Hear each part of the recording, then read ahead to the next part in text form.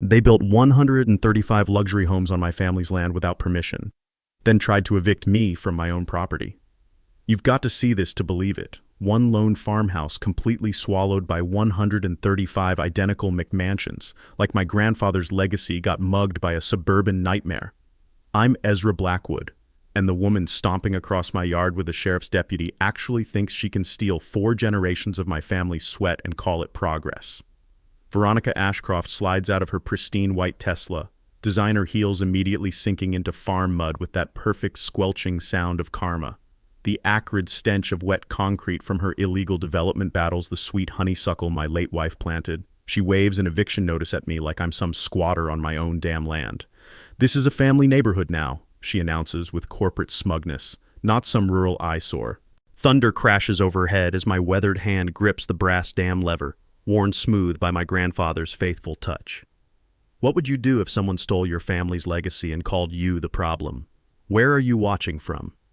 Let me back up and explain how a peaceful cattle ranch became ground zero for the most brazen land theft in county history. I'm Ezra Blackwood, 4th-generation rancher on 847 acres my great-grandfather Tobias homesteaded in 1889. This isn't just property, it's American legacy written in weathered fence posts, hand-dug wells, and the massive oak tree planted by a man who believed hard work and honest dealing would build something lasting. 4 generations of Blackwoods have proven him right, until now. The ranch sits on a natural watershed fed by underground springs that bubble up crystal clear year-round. You can taste the minerals in that water, clean and sweet like nature intended, so pure my late wife Sarah used to joke it could cure anything except a broken heart. My grandfather built a small earthen dam in 1962, capturing spring runoff in a reservoir that feeds the creek winding through our entire valley. Sarah understood this land better than anyone. She wasn't just my wife for 26 years. She was an environmental scientist with a PhD who wrote her master's thesis on our exact watershed. Her research documented seasonal flood patterns, wildlife habitats, and the delicate balance that makes this ecosystem work. Losing her to cancer 18 months ago broke something in me that $127,000 in medical bills didn't help fix. Our daughter Emma calls from Seattle every Sunday, begging me to sell and move closer. "Dad, it's just land," she says, not understanding this ranch represents 4 generations of dreams, Sarah's life's work, and Emma's inheritance whether she wants it or not. Everything changed 2 years ago when neighboring rancher Jim Johnson died. His kids couldn't wait to cash out, selling 640 prime acres to Pinnacle Development Corporation for $3.2 million. These corporate vultures immediately offered me $2.1 million, probably figuring a grieving widower would take easy money and disappear. They figured dead wrong. When I politely told them my land wasn't for sale, not today or ever, things escalated fast. Within 3 months, their surveyor had accidentally moved boundary markers 200 feet onto my property. By the time I caught the fraud, construction crews were breaking ground on Ashcroft Estates, 135 luxury homes starting at $485,000 each. Here's the criminal part. They built their community center, playground, and main entrance road entirely on my land, using water from my springs without asking permission or paying a dime. The brass-plated audacity was almost impressive. Steal a man's property while building on it, then charge $500,000 per house for the privilege. But the real insult came driving up my driveway in a white Tesla with Blessed One vanity plates. Meet Veronica Ashcroft, former corporate lawyer turned HOA dictator, married to City Councilman Bradley Ashcroft. This woman makes entitled Karens look humble by comparison.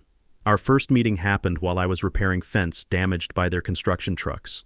She showed up wearing white designer jeans to a working ranch, stepping carefully around honest mud like it might contaminate her. The sweet scent of Sarah's honeysuckle garden clashed with Veronica's suffocating perfume, something that smelled like artificial flowers drowning in chemical vanilla. She handed me a thick packet of HOA bylaws I'd never agreed to join, then delivered the line that still makes my blood boil. "Mr. Blackwood, this development requires aesthetic consistency. Your rustic approach simply doesn't align with our community standards." I stood there holding fence pliers, staring at this woman on land my family had owned for 134 years, telling me my grandfather's barn violated her standards. Even my rooster Edgar seemed personally insulted. He strutted over and started attacking her designer purse like it had committed a crime against nature. "Ma'am," I replied, fighting back laughter, "my family's been setting the standard here since before your community was a pipe dream in some developer's head." Her corporate smile could have frozen hell over.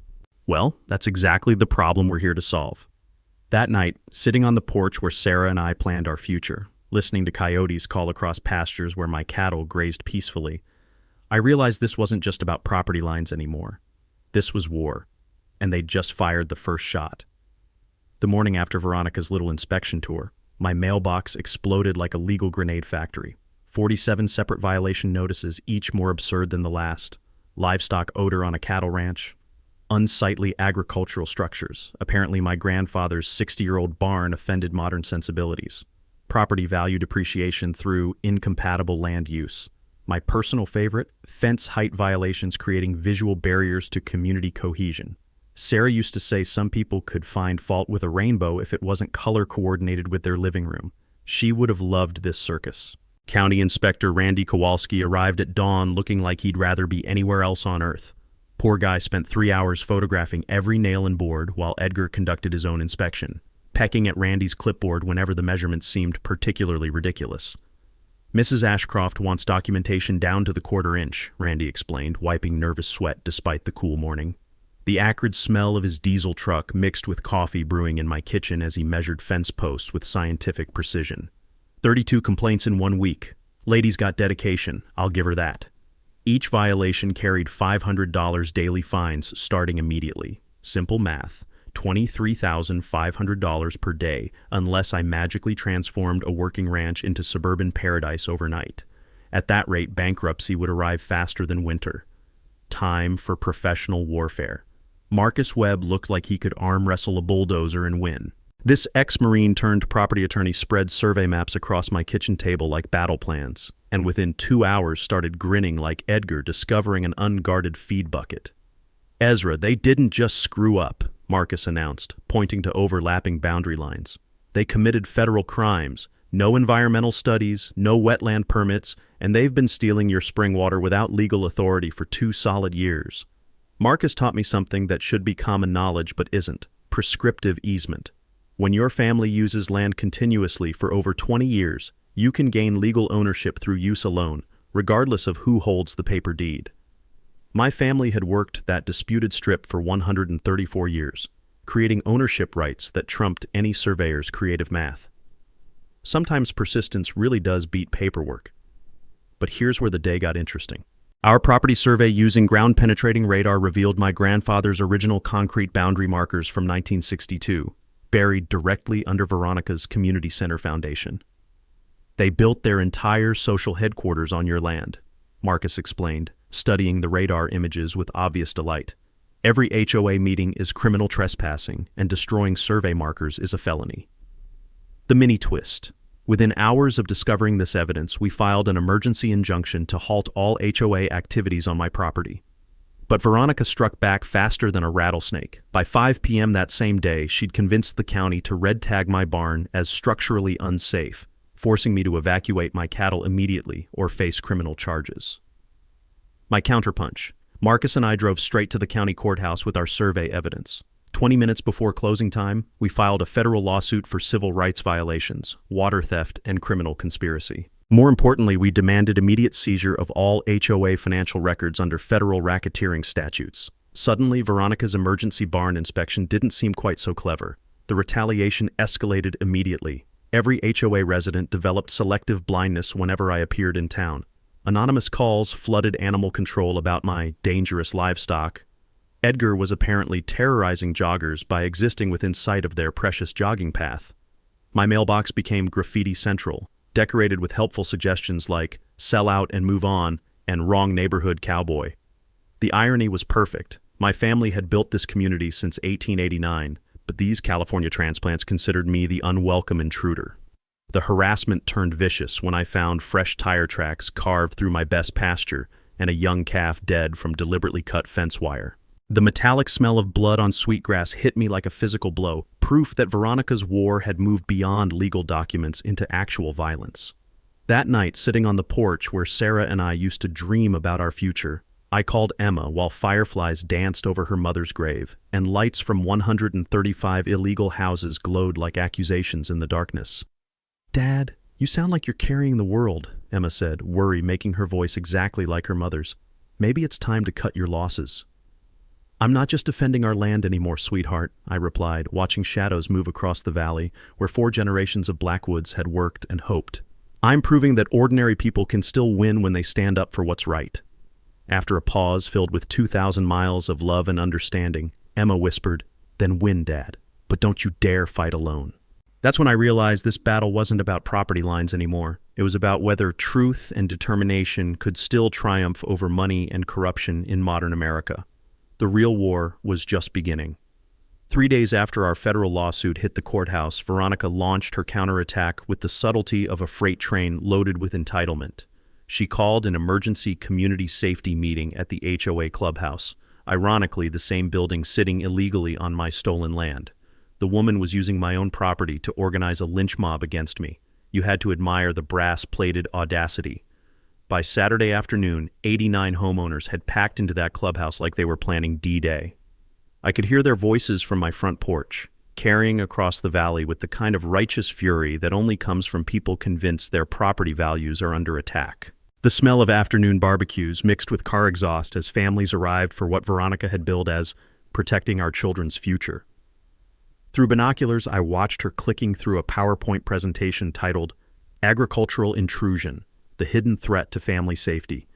She actually used photos of my cattle as evidence of disease vectors, my barn as a structural eyesore, and poor Edgar as an aggressive wildlife attractant.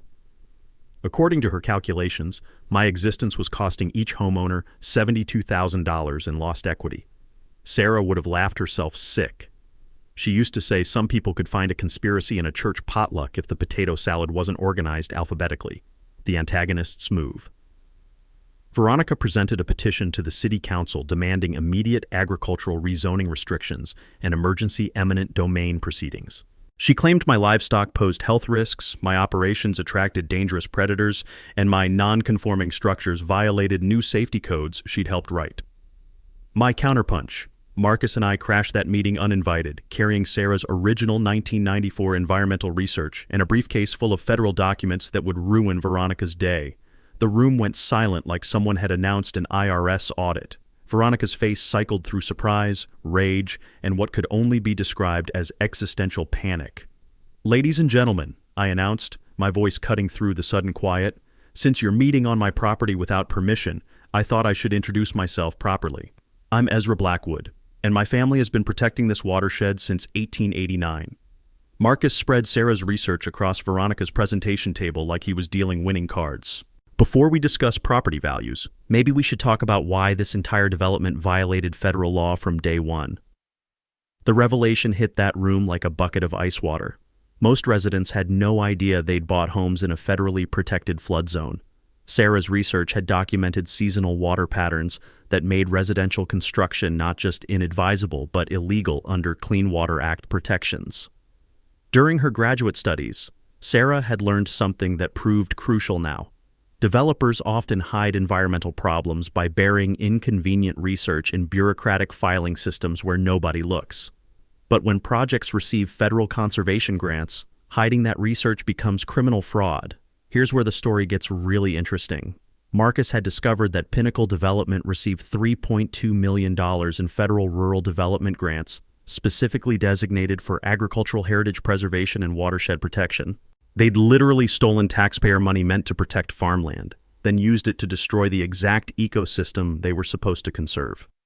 "Mrs. Ashcroft," Marcus announced to the stunned crowd, "your developer didn't just break building codes, they committed federal grant fraud by using conservation funds to destroy protected wetlands, then covered it up by hiding environmental impact studies."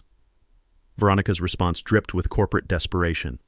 "The important thing is moving forward with community stability, not getting bogged down in bureaucratic technicalities." That's when the room turned against her. Helen Morse, a retired environmental science teacher, stood up in the back. "Are you seriously telling us we've been harassing the man whose dam has been preventing our basements from flooding for 60 years? Bob Patterson, a grizzled engineer, shook his head in disgust. "I wondered why our insurance was so damn expensive." "We're sitting in a natural floodplain, aren't we?" Young father Mike Torres looked genuinely panicked. "Veronica, did you know about these environmental violations when you approved our construction permits?" Amy Chen, a civil engineer, was already pulling up watershed maps on her phone. "If that dam failed during heavy rain, How long before water reaches our foundations? The fear in that room became tangible, mixing with the scent of Veronica's increasingly frantic perfume reapplication, as her carefully constructed narrative crumbled faster than a levee in hurricane season. 3 homeowners approached me quietly after the meeting: Helen, Army Corps veteran Jack Castellanos, and Amy. They were exhausted by Veronica's tyrannical rule, but had been afraid to resist individually. "She fined my neighbor $300 for hanging laundry outside," Helen whispered, "because it looked economically disadvantaged." Jack's jaw tightened. "Woman tried to ban American flags for being aesthetically inconsistent." That's when I knew we had a dictator problem. As we walked toward my truck, heated arguments erupted from the clubhouse behind us. Veronica's perfect community was fracturing, and the cracks were spreading faster than water through compromised foundations. My phone buzzed with a text from my insurance company. Policy canceled due to agricultural liability in residential zone. The war was escalating, but now I had allies who understood what we were really fighting for. Veronica's community meeting disaster taught her that public forums only work when you control the narrative. So she decided to hit me where widow ranchers are most vulnerable, straight in the wallet. The woman had been digging through public records like a forensic accountant with a personal vendetta. Somehow she'd discovered Sarah's medical bills, $127,000 in cancer treatment debt that still woke me up at 3 a.m. calculating payment schedules. The metallic taste of panic filled my mouth when I realized how exposed that made me. On a gray Tuesday that smelled like approaching rain and bad news, a process server arrived with legal documents thick enough to insulate a barn. Pinnacle Development was filing mechanics liens against my property for $89,000, claiming their construction crews had improved drainage systems that benefited my ranch. The audacity was mind-blowing. They'd stolen my land, built on it illegally, then tried to bill me for watching them commit federal crimes. Marcus arrived within an hour, read the liens, and started laughing like Edgar discovering an unguarded feed bucket. "Ezra, they just committed legal suicide. You can't bill someone for unrequested work on their own property. It's extortion wearing a business suit." He explained something called quantum meruit, a legal principle that protects property owners from exactly this kind of scam. It's like a plumber breaking into your house, replacing perfectly good pipes you never asked him to touch, then demanding payment for improvements you didn't want. Courts absolutely hate contractors who pull this nonsense, especially when it involves stolen property. Within days, Veronica launched a coordinated financial assault from multiple directions. State environmental officials suddenly needed to investigate cattle waste runoff based on anonymous complaints. Child Protective Services received reports about unsafe rural environments, despite me having no minor children. My property taxes jumped 340% overnight when the county mysteriously reclassified my agricultural land as development-ready commercial property. But her desperation created the opening Marcus had been waiting for. He filed for emergency court-ordered discovery of all HOA financial records, and what we found was better than Christmas morning. Veronica's landscaping company, Ashcroft Garden Designs, had received $400,000 in no-bid contracts over 2 years.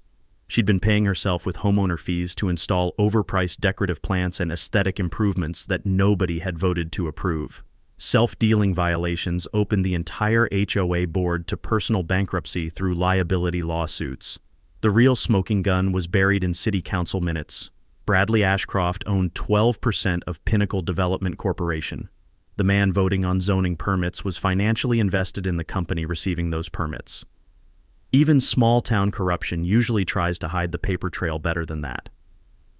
The stressed tsunami hit me during routine evening feeding when crushing chest pain dropped me to my knees in the middle of the pasture. The smell of fresh hay mixed with my own fear sweat as I crawled toward the fence, gasping like a landed fish while my cattle watched with bovine concern. 20 minutes later, paramedics were loading me into an ambulance that reeked of disinfectant and other people's emergencies. "Mr. Blackwood, stress is literally killing you," Dr. Patricia Ross explained in the ER, her voice cutting through medication fog with professional urgency. "Your blood pressure could power Christmas lights. Whatever war you're fighting, it's not worth dying over." Emma caught the first flight from Seattle, arriving at my bedside looking exactly like Sarah when she got terrible news, determined, terrified, and ready to manage everyone within shouting distance. "Dad, this is completely insane," she said, gripping my hand while heart monitors beeped reassuringly nearby. "It's just land. Mom wouldn't want you literally dying to defend grass and cattle." The IV drip made everything fuzzy around the edges, but my conviction remained crystal clear. It's not just land, sweetheart. It's proof that honest people can still build something lasting in a world that increasingly rewards corruption over character. Emma's eyes filled with tears that broke my heart because they looked exactly like her mother's. Then let me help you fight, but promise me you won't carry this burden alone anymore. That night, while organizing Sarah's research papers for potential estate planning, I discovered her master's thesis buried in a cardboard box of academic work. Watershed Management and Flood Control in Rural Communities, a case study of Millfield County drainage systems. The cover page made me sit upright despite exhaustion. Her research had focused specifically on our property, the dam, underground springs, and downstream flow patterns that controlled water movement throughout the entire valley. But her handwritten margin note stopped my heart completely. Natural floodplain extends 2.3 miles downstream during 50-year precipitation events. Current development proposals ignore critical drainage patterns and would create catastrophic flooding during major storm systems. Sarah had predicted this environmental disaster 28 years ago, and her research contained detailed calculations showing exactly how much water would flow, where, when nature decided to reclaim its floodplain. My brilliant wife hadn't just studied this watershed, she'd handed me the blueprint for Veronica's inevitable destruction. Thunder rumbled across the valley like Sarah's voice whispering from the grave. Sometimes the most powerful thing you can do is let nature take its course.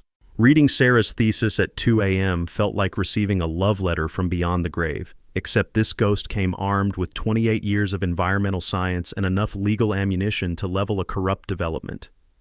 The coffee had gone cold hours ago, but I couldn't stop turning pages.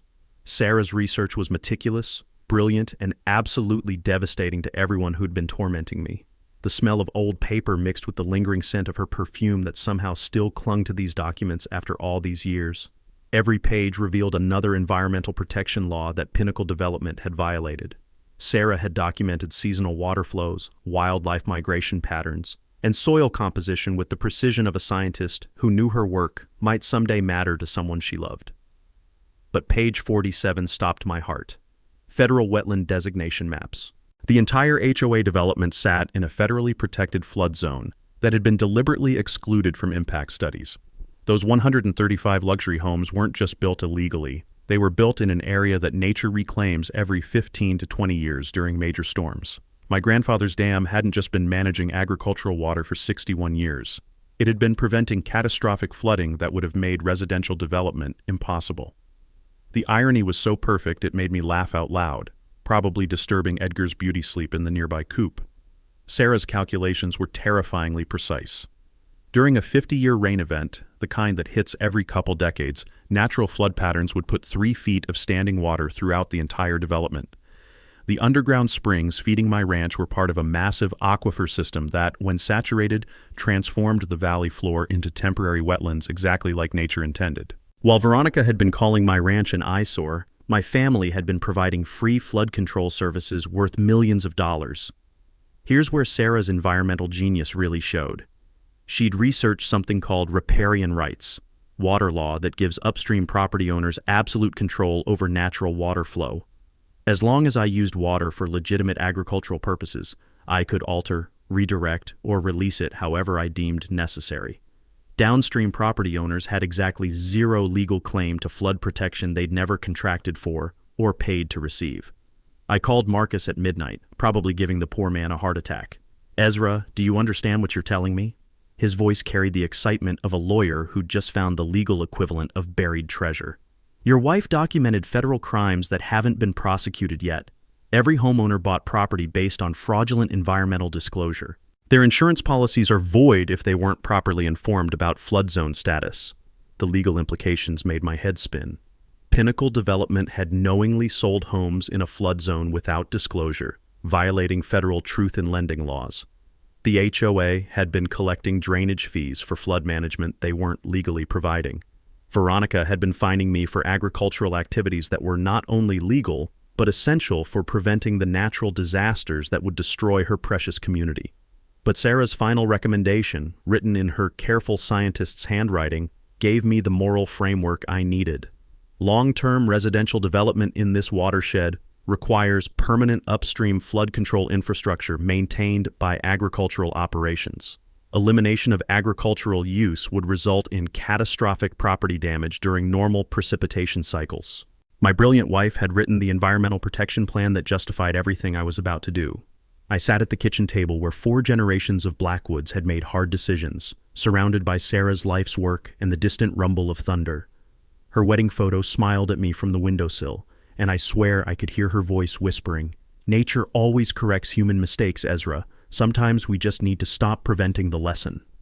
The Weather Service had issued a severe storm watch for the coming weekend, first major precipitation event in 3 years. Time to let nature be the teacher my wife always knew it could be. The next morning I called an emergency meeting in my kitchen, the same room where my grandfather had planned cattle drives and my father had survived the Dust Bowl. The smell of fresh coffee mixed with decades of honest conversation as I prepared to plan something that would make both ancestors proud, letting nature reclaim what was always hers. Helen Morse arrived first, carrying coffee strong enough to resurrect the dead and 60 years of environmental science wisdom. When I showed her Sarah's research, her face lit up like Christmas morning. "Your wife was absolutely brilliant," Helen whispered, studying watershed maps with the reverence of someone who understood genius when she saw it. "This methodology is textbook perfect. I'd stake my teaching reputation on these calculations." Helen's motivation ran deeper than scientific appreciation. Veronica had fined her $400 for planting native wildflowers that allegedly violated aesthetic consistency standards. For a woman who'd spent her career teaching environmental conservation, the irony burned like acid. Jack Castellanos rumbled up in his pickup truck that sounded like it had survived Normandy and possibly the Civil War. The Army Corps veteran studied Sarah's dam specifications with the kind of professional respect usually reserved for military monuments. "Your grandfather built this structure right," Jack announced, running calloused fingers along technical drawings. Army Corps couldn't have engineered better flood control in 1962. These brass valves can handle controlled releases that would make Mother Nature herself jealous. Jack's grudge against Veronica was personal too. She'd tried to ban his American flag display for being militaristically inconsistent with community harmony. For a man who'd spent 20 years defending democracy, that crossed every line that mattered. Amy Chen arrived with her laptop, 3 legal pads, and the caffeinated desperation of a working mother fighting suburban tyranny while raising twin toddlers. Within minutes, she was running drainage calculations that confirmed Sarah's predictions with terrifying mathematical precision. "If natural flood patterns resume," Amy explained, fingers dancing across her keyboard, "water reaches foundation level within 48 hours. Not dangerous flash flooding, just persistent, property-damaging saturation that makes homes uninhabitable until natural drainage occurs." Amy's personal motivation was simple. Veronica had threatened to fine her for letting her 3-year-old draw with sidewalk chalk, claiming it created unsightly pavement markings inconsistent with property values. Marcus Webb completed our war council, bringing federal statutes and the prosecutorial enthusiasm of someone who'd found the legal equivalent of buried treasure. The taste of victory was already sweet on his tongue as he spread documents across my table. "Here's our legal framework," Marcus announced with obvious satisfaction. "Clean Water Act violations, fraudulent environmental disclosure, and duty to warn requirements. When property sellers hide known flood risks, they face personal liability for every dollar of damage. Our strategy's beauty lay in its simplicity. We weren't breaking laws. We were enforcing ones that had been ignored for decades." Jack walked me through dam operation procedures with military precision. The controls my grandfather had installed were elegantly simple. Brass valves designed to release water gradually over days instead of catastrophically over hours. We calculated flow rates that would saturate soil without creating dangerous surges. "The secret is patience," Jack explained, showing me engineering charts that looked like battle plans. "Open gates slowly, let gravity do the work. Nature doesn't rush disasters. She just persists until she gets what she deserves." Amy designed flooding timeline models using historical weather data and current soil conditions. Her laptop displayed animated water movement that looked like time-lapse photography of environmental justice. 72 hours from initial release to 3 feet of standing water throughout the development, she calculated with engineers' certainty. Houses remain structurally sound but completely uninhabitable until natural drainage restores equilibrium. Helen researched optimal weather conditions using meteorological records spanning back to my great-grandfather's homestead. She identified precipitation patterns that proved Sarah's flood cycle predictions. Every 15 to 20 years, this valley gets storms that remind humans who's actually in charge, Helen explained, pointing to weather data showing decades of natural cycles. We're 3 years overdue for that reminder. Our community outreach began with agricultural heritage tours that revealed history Veronica had tried to erase. I showed curious neighbors the reality hidden beneath suburban development, wildlife corridors, natural springs, and conservation practices that had protected the watershed for over a century. Martha Valdez brought her son to see where his ancestors had farmed before the Depression. Bob Patterson wanted to understand my grandfather's water management engineering. Young families discovered that Edgar the rooster was actually a crucial part of integrated pest management systems. I never realized this place had such incredible history, confessed Amy's neighbor, watching my cattle graze peacefully in pastures that had sustained life for generations. Veronica always claimed nothing important existed here before her development. These quiet allies agreed to document every HOA violation in exchange for learning sustainable land management techniques that might protect their own properties from future environmental disasters. Marcus contacted investigative reporter Dana Kellerman, whose environmental beat had already exposed similar development fraud in neighboring counties. She understood that qui tam lawsuits allow private citizens to sue for government fraud while keeping percentages of recovered penalties. The Weather Service issued the first severe storm watch in 3 years, massive Pacific system tracking directly toward our valley with meteorological intensity that made old-timers check their flood insurance. Everything was ready except my courage to honor the promise I'd made to Sarah's memory. Veronica's private investigator must have been earning overtime pay, because within 72 hours of our kitchen war council, she knew exactly who was meeting at my ranch and why. Her counterattack came with the subtlety of a freight train carrying legal dynamite. The harassment started with Jack Castellanos. According to a sworn complaint filed with the sheriff's office, this decorated Army veteran had aggressively threatened civilian targets during a grocery store encounter.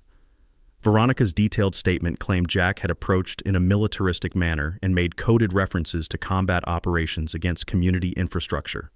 The actual incident, Jack had said, "Morning, ma'am," while reaching for oatmeal in the cereal aisle. The woman was so paranoid she was seeing military coups behind breakfast food displays. Sarah would have laughed until she needed oxygen. But Veronica's desperation ran deeper than grocery store fantasy. Bradley had been fielding panicked calls from Pinnacle Development's corporate lawyers, who'd discovered our federal investigation was expanding into criminal conspiracy charges across 3 counties. Their million-dollar empire was dissolving faster than sugar in a thunderstorm. Her nuclear option arrived Tuesday morning in the form of a welfare check.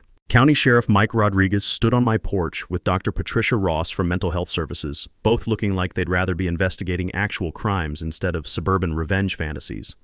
"Mr. Blackwood," Dr. Ross began, her professional voice heavy with reluctant duty, "we've received reports suggesting you may be experiencing psychological distress following your wife's death."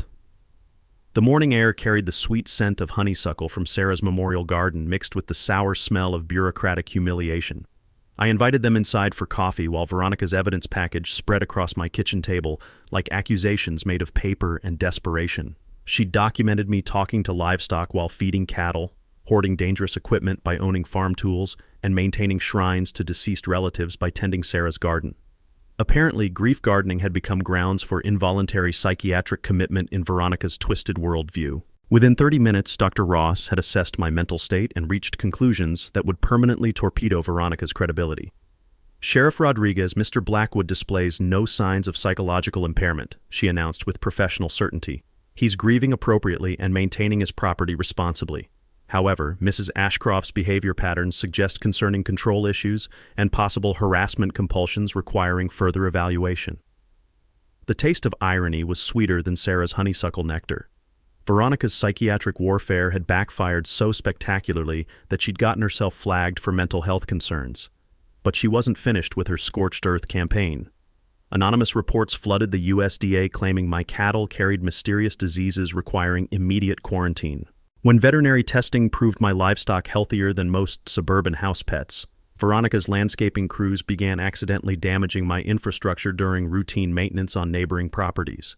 The acrid smell of diesel exhaust mixed with mounting fury as I watched her employees sabotage water pipes they'd later bill the HOA to repair. The woman was literally breaking my equipment so she could charge her neighbors to fix the damage she'd caused. Thursday morning brought her most desperate gambit. 3 HOA board members filed emergency eminent domain proceedings declaring my ranch-blighted property dangerous to community welfare. The legal filing described 134 years of agricultural heritage as an environmental hazard requiring immediate governmental intervention for public safety. Marcus nearly choked on his coffee reading the paperwork. Ezra, they just handed us a federal civil rights violation wrapped in a bow. You can't declare agricultural property blighted because you don't like the owner's politics.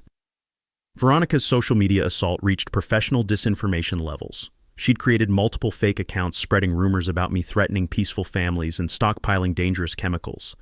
Standard livestock medications had somehow become biological weapons in her fantasy narrative. Her carefully angled photography made my working ranch look like a post-apocalyptic wasteland instead of productive agricultural land. The coordinated email campaign painted me as an antisocial extremist harboring violent grudges against normal suburban families. Defending constitutional property rights had apparently transformed me into a domestic terrorist threat to homeowner associations everywhere. I followed Marcus's strategy: document everything and let Veronica's escalating desperation create the evidence that would destroy her. Every false police report, every fraudulent complaint, every defamatory social media post became ammunition for our expanding federal lawsuit. Meanwhile, the weather was building towards something biblical. The National Weather Service had upgraded their forecast to enhanced risk severe weather event. Meteorological language that made old ranchers check their flood insurance and pray for their neighbors' common sense. Friday evening delivered Veronica's final card: a restraining order prohibiting me from altering natural water management systems or engaging in agricultural activities threatening community safety. She'd convinced some judge that my family's 60-year-old water rights posed imminent danger to public welfare. The court order arrived at 5:47 p.m. At 6:23 p.m., federal marshals showed up with warrants to seize Pinnacle Development's financial records. At 7:15 p.m., Dana Kellerman's expose hit the internet: how one HOA president stole a town, environmental fraud and political corruption in rural America. At 8:30 p.m., the first raindrops began falling as storm clouds gathered like nature's own grand jury preparing to deliver overdue justice. By 9 p.m., Veronica had called an emergency Saturday HOA meeting for the same afternoon. Meteorologists predicted maximum storm intensity. Sarah couldn't have timed it better if she'd been directing the weather personally. Saturday afternoon arrived with the kind of atmospheric pressure that makes old bones ache and smart animals seek shelter. The emergency HOA meeting was scheduled for 2 p.m. at the clubhouse, ironically the same building sitting illegally on my stolen land while nature prepared to deliver her own eviction notice. By 1:30, 89 homeowners had packed into that space, like passengers on a sinking ship arguing about rearranging deck chairs. The air outside smelled like ozone and approaching judgment, with an undertone of wet concrete that would soon become their most expensive mistake. Through my kitchen window, I could see Veronica pacing inside the clubhouse like a caged animal, gesturing wildly at her PowerPoint presentation titled "Environmental Terrorism: Protecting Our Families from Agricultural Extremists." The woman was actually trying to frame me as a terrorist for defending land my family had owned since before her grandparents were born. Rain began tapping against my windows like nature's own drumroll announcing the main event. Marcus and I walked into that clubhouse uninvited, our boots tracking honest mud across Veronica's pristine floor. The room fell silent except for the sound of raindrops hitting the roof with increasing intensity. I could smell collective fear mixing with too much cheap perfume and the metallic taste of panic. "Ladies and gentlemen," I announced, rainwater still dripping from my hat. "Since you're meeting on my property without permission again, I thought you should understand what's about to happen to your investments." Helen Morse stood up from the back row. Sarah's environmental research clutched in her hands like evidence in a murder trial. "Before we discuss terrorism, maybe we should examine why this entire development was built illegally in a federally protected flood zone." The words hit that room like lightning striking dry timber. Marcus spread Sarah's 1994 watershed maps across Veronica's presentation table while Amy Chen pulled up real-time weather radar on her laptop. 28 years of environmental science proving that 135 homes had been built in nature's designated flood storage area. Your developer used $3.2 million in federal conservation funds to destroy the exact wetlands they were paid to protect, Marcus announced to the stunned crowd. They committed environmental fraud by hiding studies that predicted catastrophic flooding during normal precipitation events. That's when Veronica made her fatal mistake. Instead of damage control, she doubled down on desperation. This is environmental terrorism, she shrieked, pointing at me like I'd personally summoned the storm clouds gathering outside. He's manipulating weather data to create panic and destroy our property values. The room erupted in chaos. Martha Valdez jumped up. Are you seriously claiming he controls the weather? We've been harassing the man whose dam has been protecting us for 60 years. Bob Patterson, his engineer's mind already calculating flood damage. Veronica, we're sitting in a natural drainage basin. Our flood insurance rates should have been the first clue. Young mother Amy Chen was frantically checking evacuation routes on her phone. If that dam releases water naturally, how long before it reaches our foundations? What about our children's safety? Outside, the rain intensified from gentle drops to serious precipitation. The sound on the clubhouse roof changed from tapping to drumming to the kind of steady roar that makes farmers smile and developers panic. At 3:47 p.m., Veronica's phone buzzed with the text that destroyed her remaining credibility. Breaking, federal marshals arrest Pinnacle Development executives for environmental fraud across 3 states. At 4:15 p.m., Dana Kellerman's follow-up story went viral.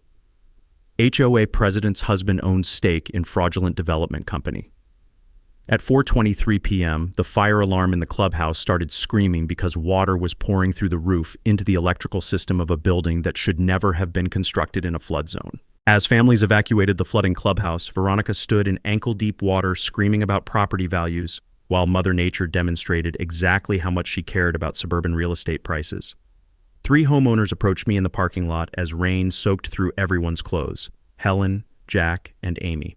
They were no longer afraid of Veronica's retaliation because they were terrified of something much more immediate. "Mr. Blackwood," Amy said, shouting over the storm, "my engineering calculations show this rain isn't stopping. If your dam reaches capacity naturally, how much warning do we have?" Jack checked his phone for weather updates. "National Weather Service just upgraded to flash flood emergency. We're looking at 6 inches in the next 4 hours. Helen grabbed my arm with surprising strength. "Your wife's research predicted this exact scenario. What would she tell us to do?" I looked at these people who'd been my enemies an hour ago, now seeking salvation from the man they'd been trying to destroy. The rain was coming down harder, and I could feel the weight of 61 years of Blackwood stewardship pressing on my shoulders. "Sarah would tell you that nature doesn't negotiate," I replied, watching water pool around the foundations of houses that should never have been built. "She'd also tell you that I've got exactly 45 minutes to make the hardest decision of my life." Lightning split the sky like God's own signature on nature's eviction notice. The storm was here, and it was time to choose between mercy and justice. By 9:15 p.m., the rain was coming down like God had opened every faucet in heaven and forgotten where he'd put the shutoff valve. I stood at my grandfather's dam controls, brass levers worn smooth by 6 decades of faithful hands, while 200 people gathered on higher ground to witness either salvation or the reckoning Veronica had been earning for 2 years. The controlled release began slowly, exactly as Jack had taught me. No dramatic flourishes, no Hollywood explosions, just the quiet opening of gates designed by a man who understood that nature's power demands respect, not theatrics. The sound of rushing water mixed with rain drumming on everything that hadn't been smart enough to seek shelter. Within minutes, the controlled flow began following paths my family had managed for 134 years, seeking the natural drainage patterns that Sarah had documented in her research. Water doesn't lie, cheat, or file fraudulent lawsuits. It simply goes where physics and gravity demand, regardless of property lines drawn by corporate lawyers. Jack monitored downstream flow from his pickup truck, radio crackling with updates. "Perfect execution, Ezra. Water rising steadily, no dangerous surge patterns. This is controlled flooding, not catastrophic failure." Amy Chen broadcast live updates on emergency radio channels. "Attention all residents. This is managed water release following natural drainage patterns. Evacuate basements, move vehicles to high ground, but there's no immediate structural danger to homes." The media convergence was immediate and overwhelming. Dana Kellerman broadcast live from the HOA clubhouse as water began seeping through foundations that should never have been poured in a flood zone. 3 news helicopters circled despite weather conditions, their searchlights illuminating the surreal scene of luxury homes slowly disappearing into standing water. Cell phone videos went viral within hours. HOA Karen gets environmental justice from Mother Nature, trending nationally on social media, while hashtags like #FloodJustice and #NatureWins spread faster than the water itself. County Sheriff Mike Rodriguez arrived, surveyed the situation, and made the announcement that validated everything we'd been fighting for. No laws have been broken. Mr. Blackwood is operating legal water management infrastructure on his own property. Anyone with concerns should contact their insurance companies and real estate attorneys.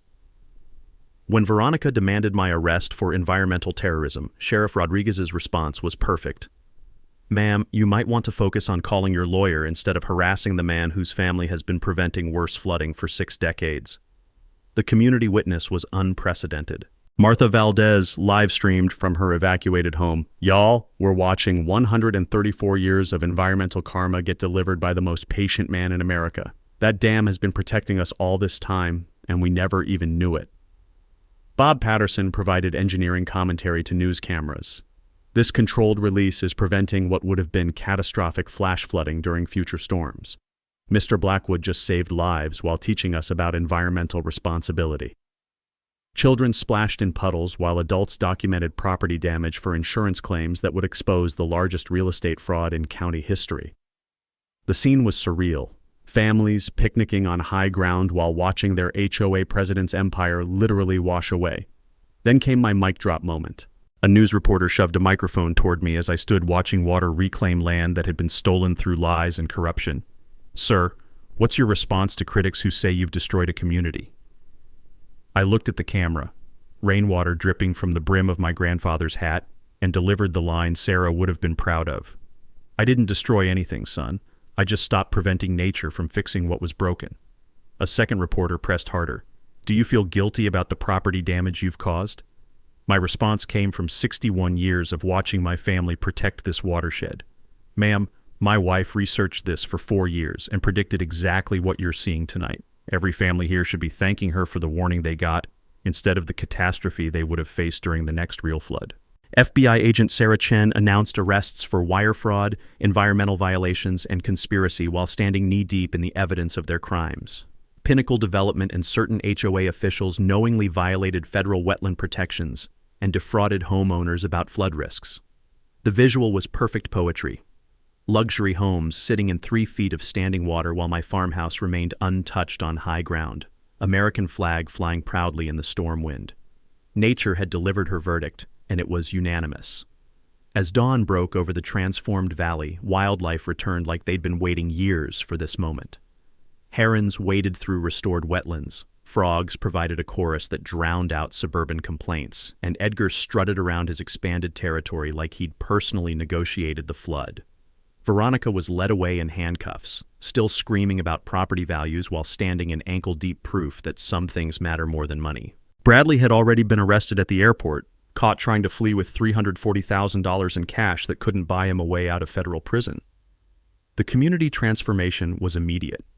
An emergency town hall voted unanimously to dissolve the HOA and form an environmental conservation district. Amy Chen was elected temporary coordinator, Jack Castellanos organized volunteer flood recovery efforts, and Helen Morse led the effort to establish permanent wetland protections. Nature had taught her lesson, and for once humans were smart enough to listen. 6 months after nature delivered her verdict, the valley had transformed into something Sarah would have called a miracle. What started as environmental justice had bloomed into genuine community healing, proving that sometimes the best way to build something beautiful is to let nature show you how it's supposed to work. The insurance settlements came through faster than anyone expected.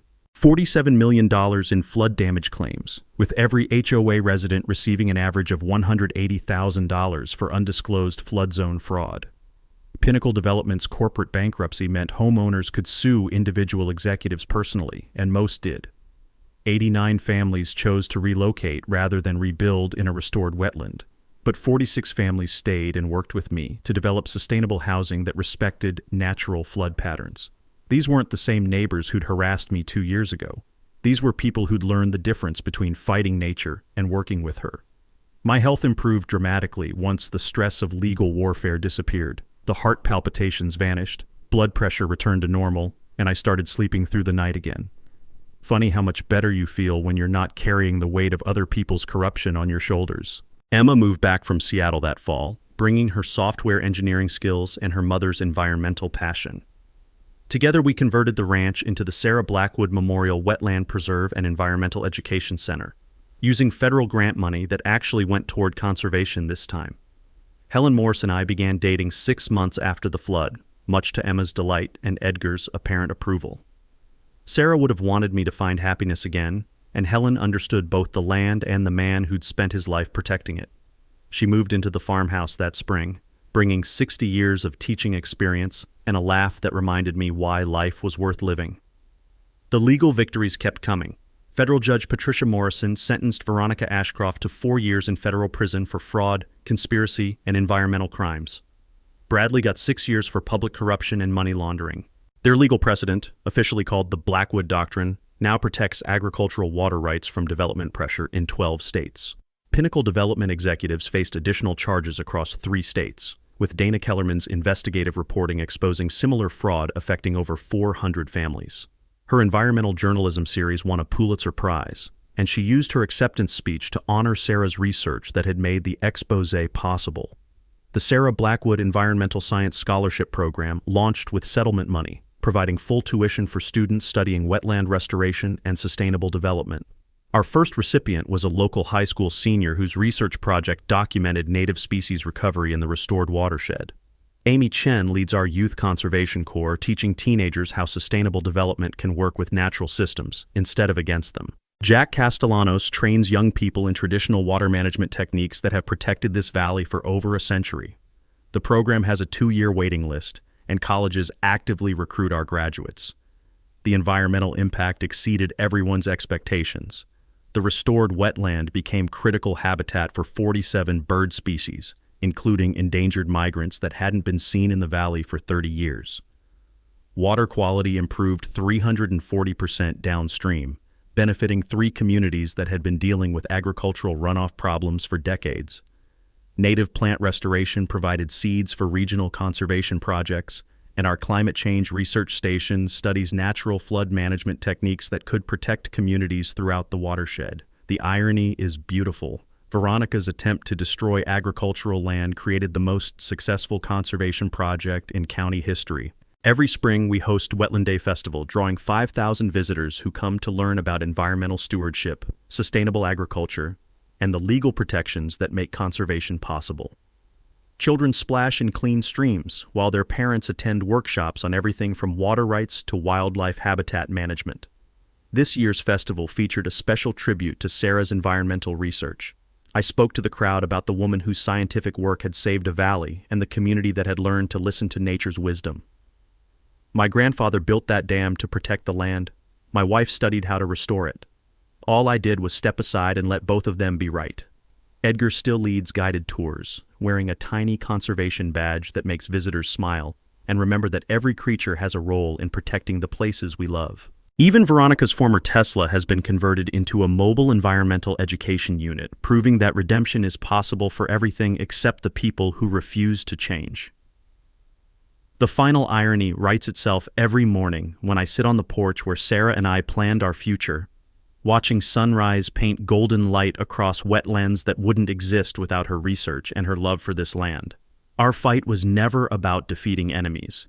It was about proving that truth, patience, and respect for natural law could still triumph in a world that had forgotten those values. Share your HOA nightmare stories in the comments. You might be surprised by your legal options. Subscribe for more stories about ordinary people standing up to corrupt systems. And remember, sometimes the most powerful thing you can do is let nature take its course.